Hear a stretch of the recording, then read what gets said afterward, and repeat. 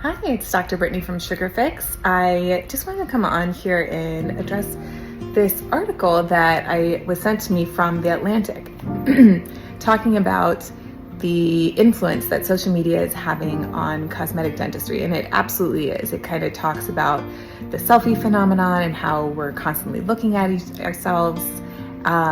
It talks about how influencers are kind of this connection between celebrity culture and regular people, and kind of how they've been pressured to be perfect, so they do all of these cosmetic procedures, and now it's influencing normal people like you and I to go and have all these cosmetic procedures done as well, which is great. It's raising awareness about all these different procedures that can be done, minimally invasive things that won't be damaging to your teeth and will just brighten up your smile, things like that.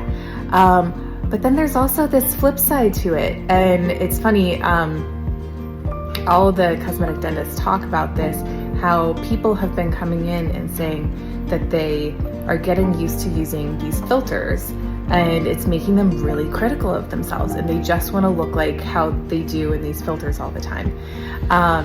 So I thought it would be a little fun to play around with these filters and show you what it looks like on me, because I'm not perfect, I'm not gorgeous, I am happy with the way that I look. But once I started looking at these filters, I was like, oh my gosh, these are all the things that I could change. So it's no wonder that these young people that are using filters are coming in and like kind of sharing screenshots and saying, this is what I want to look like. Can you make my teeth look like this? Or can you make my face look like this? So let's play. All right, we are, not that. Okay, we are recording. What are we doing?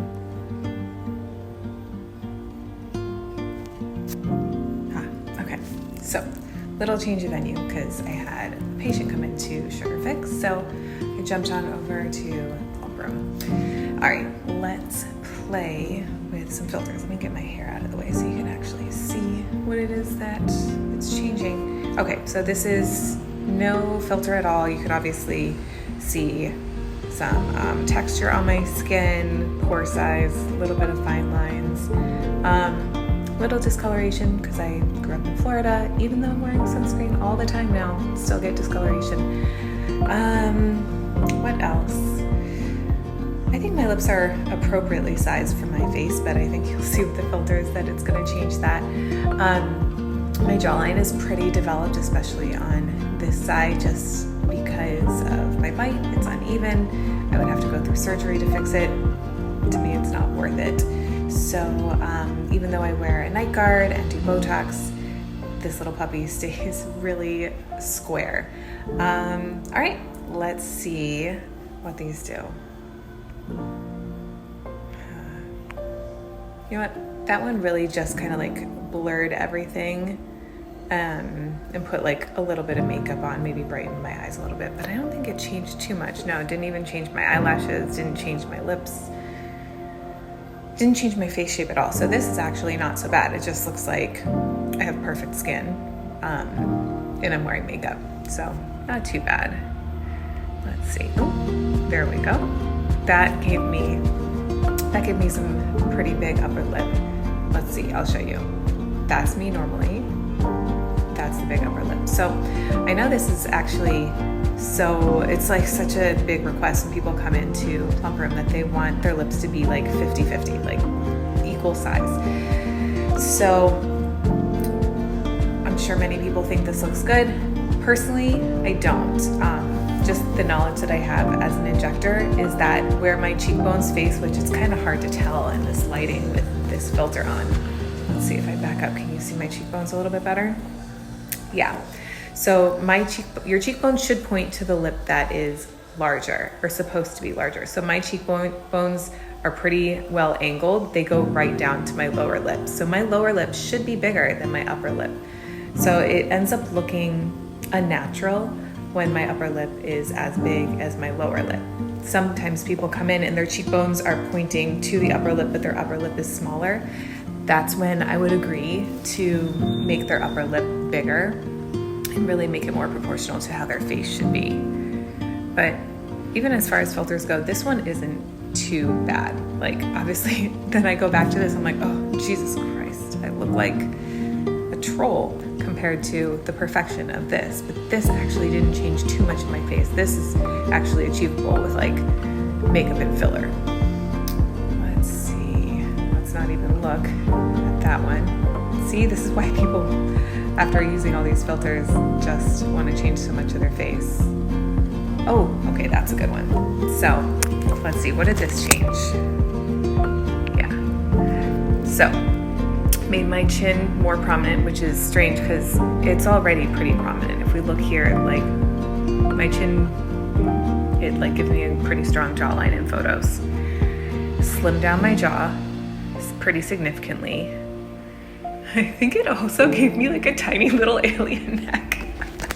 This is wild. Like, I don't look like a human anymore. I look like a little alien with a giant head. Oh, that's wild. Look, watch.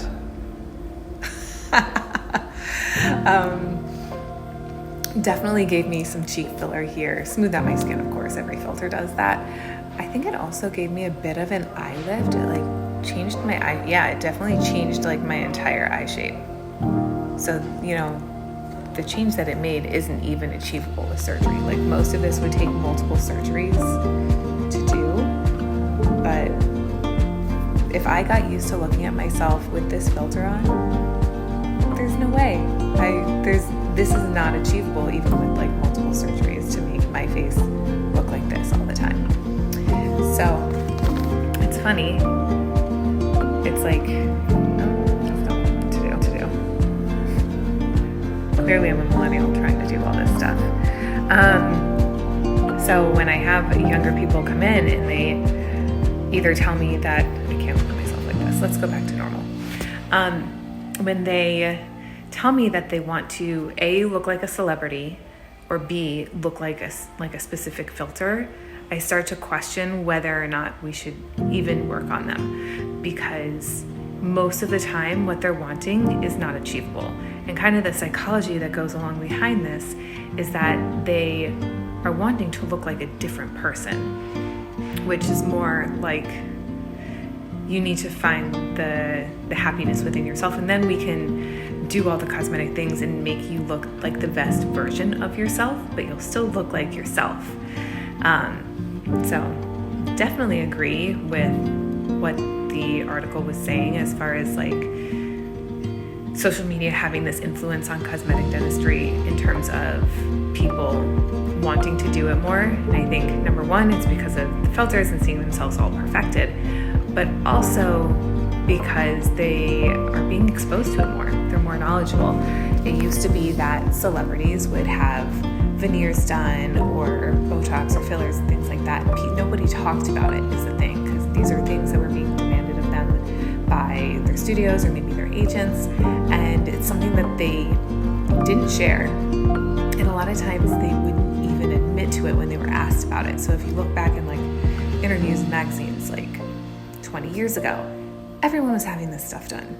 Nobody was talking about it. And kind of that link between us normal people and the celebrities are the influencers, where they are pushed to be perfect all the time. And it's almost like they look at themselves like I am now all the time. So they notice the little things and they just want to fix it. So they end up really achieving this level of perfection that celebrities do. And yet they are like the everyman. So they're on here sharing about their entire journey rather than hiding it or not talking about it. Their job is to talk about everything that they're doing and all the products that they're experiencing and the procedures that they're doing.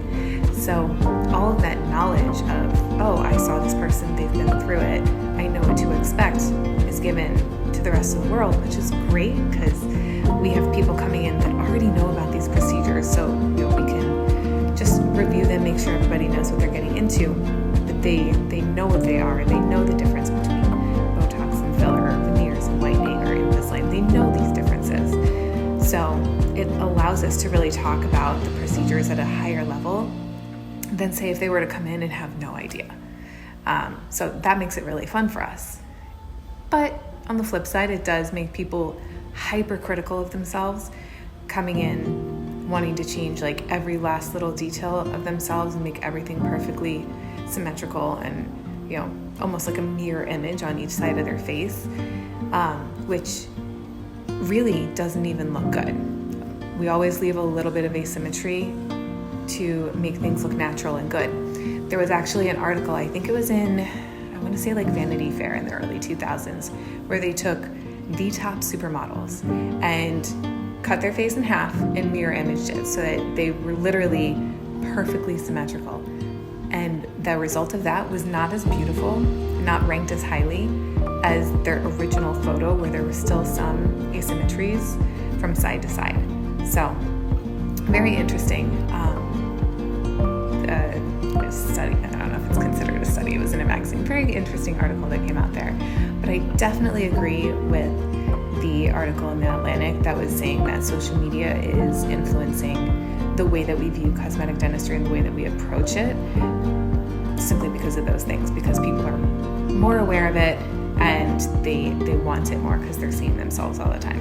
So I look forward to hearing the comments below this. I'm sure there's going to be some people tearing me apart for coming on the internet looking like this, but I think it's important for people to see exactly what you look like. And I'm sure all of you at some point have experienced this, where you get used to using a filter. Like, I'm guilty of it too. Every time I take a story, I'm like, oh, Paris filter, I'll just like blur out my pores. And that's not what we look like. And then we go to look at ourselves in the mirror. It's like such a shock that you want to change something. So share with me below if you've experienced this. I want to hear about it.